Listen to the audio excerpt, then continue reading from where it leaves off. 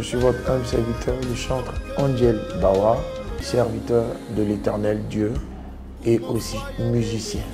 À la base, musicien depuis l'enfance, depuis le bas âge, musicien, d'abord batteur, après pianiste et ensuite je suis monté au micro, on va dire ça comme ça, donc je chante maintenant.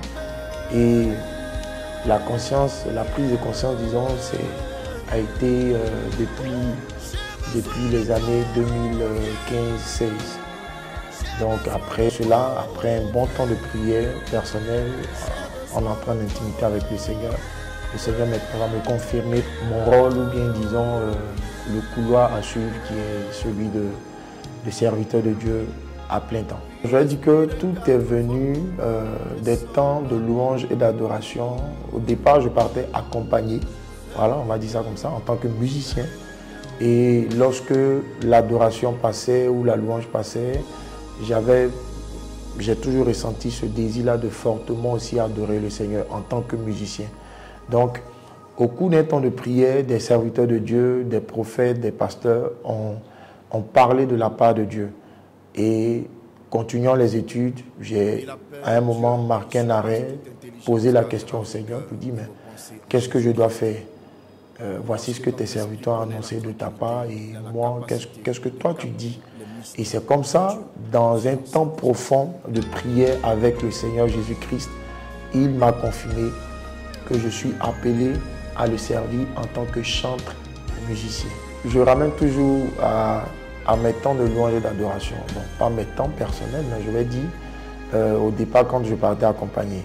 Maintenant, à un moment donné, il y a comme un carrefour et tu te demandes où partir au finish parce que souvent les parents viennent te poser la question de tu es musicien ou bien tu continues les études pour travailler, tout ça, parce qu'à la base, tout était vraiment parti et tracé pour être un footballeur ou bien, on va dire, directeur d'entreprise.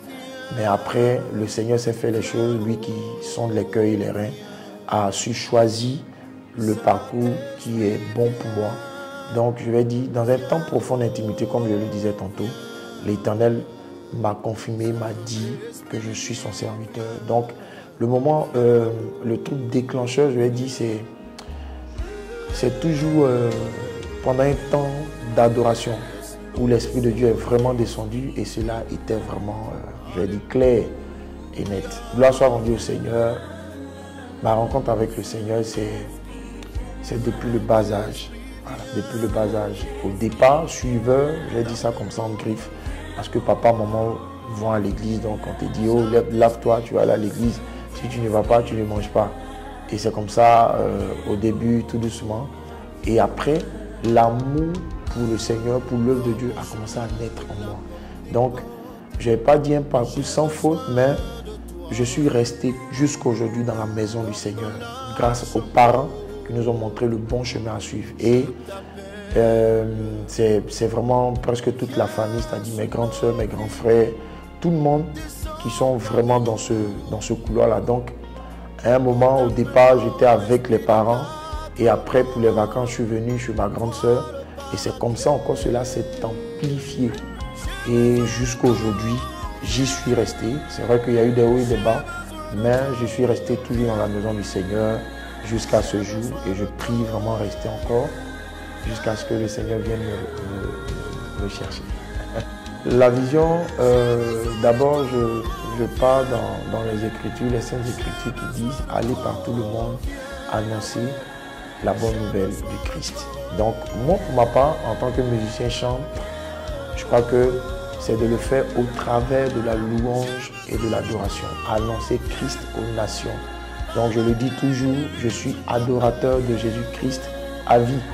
Peu importe les circonstances, je suis un adorateur. Donc, je transmets, disons, j'évangélise, voilà, si je peux dire ça comme ça, j'évangélise au travers de la louange et de l'adoration avec mon instrument. L'influence, elle est très bonne. Pourquoi? Parce que la marche avec le Seigneur donne de très bons résultats. Certes, il y a des hauts et des bas, comme je le disais tantôt. C'est vrai que par moments, le monde nous attire, les choses de ce monde nous attirent, mais nous attire pas au point où nous allons lâcher la main de Dieu. Mais la marche avec Christ, surtout dans le domaine que j'exerce, est vraiment quelque chose qui m'aide beaucoup. Voilà, qui m'aide beaucoup et qui m'influence positivement. Et concernant les choix, effectivement, quand tu as une forte relation avec le Saint-Esprit, les choix ne sont pas difficiles parce que le Saint-Esprit t'oriente, il te dit ce qu'il faut faire, il te dit comment il faut marcher et même les amitiés, même l'entourage. Voilà, et c'est vraiment quelque chose de merveilleux comme expérience. Bien sûr, déjà l'album En Griffe qui se prépare tout doucement par la grâce de Dieu, mais bien avant, il y a déjà un single voilà, qui est sorti, qui est disponible sur les plateformes, en premier sur YouTube, chante Angel Bawa, dont le titre est Viens Saint-Esprit. Des collaborations en vue, bien sûr, déjà avec les serviteurs de Dieu, Gikis Israël, Derek Jones, Marius, le psalmiste et bien d'autres. Voilà, et bien d'autres. Donc, ce sont des projets qui sont vraiment en vue et qui seront vraiment de très belles factures.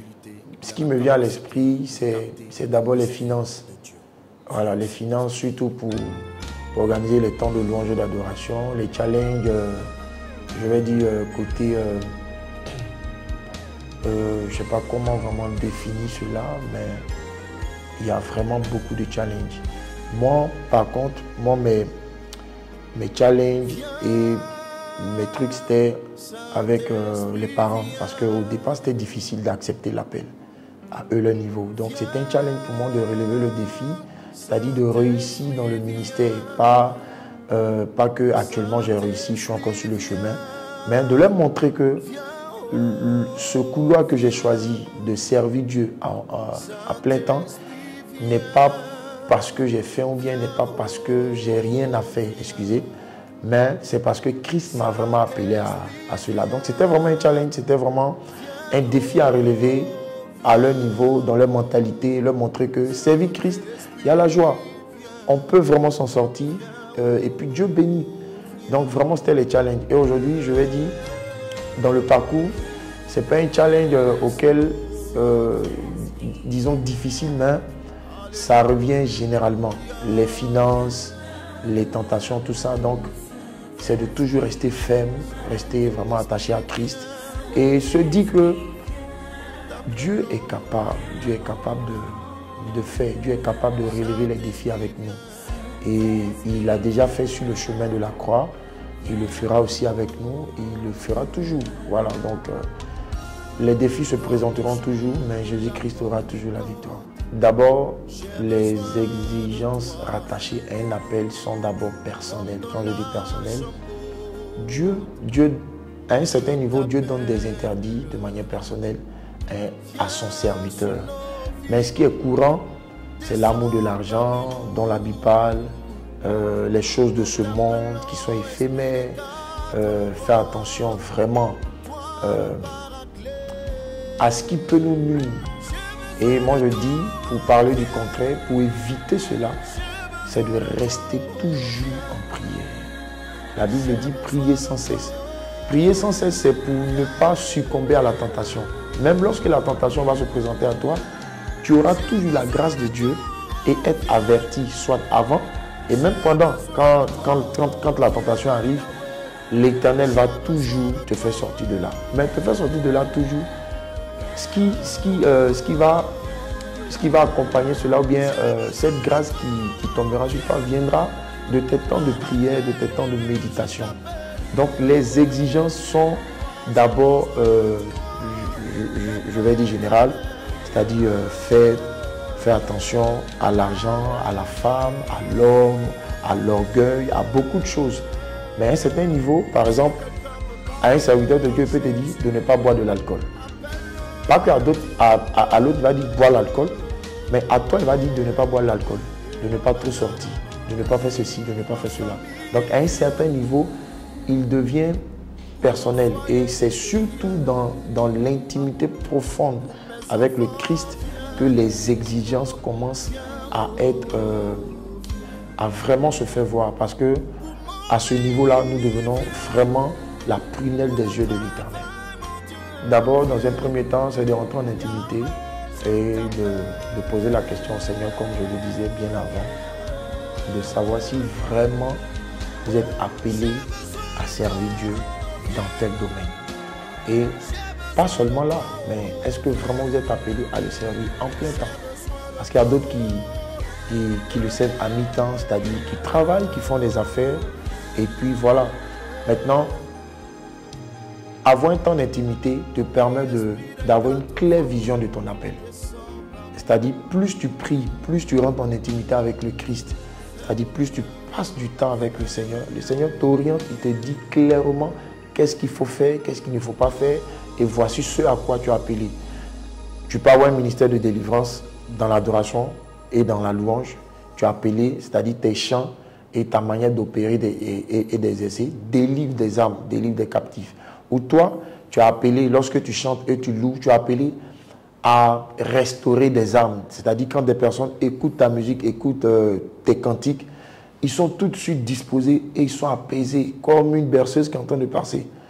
Mais il y a d'autres, ils sont appelés à donner de la joie au travers de leurs cantiques. C'est-à-dire, peu importe la colère que tu peux transporter, une fois que tu écoutes ce chant-là, il y a une joie qui t'anime.